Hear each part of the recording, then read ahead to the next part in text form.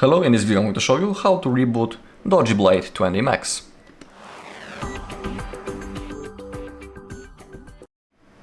Okay, the process is really easy. All we need to do is to launch the power menu, and we do it by clicking power button and volume up button at the same time, just like that.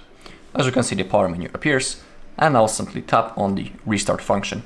Now our device will be turned off, and after a few seconds it will be automatically turned on and everything will be ready to use. Also, I will tell you that rebooting your device from time to time is good for your device health, because basically during the reboot our phone rests for a moment and the RAM gets freed up, so it can also help with its performance. And once I had a situation that one of my apps didn't want to launch at all, and that's also the moment when you can perform a reboot. In my case it helped and everything started working properly. So if you have some little issues with your device and your apps, for example, you can try a reboot and everything should start working properly.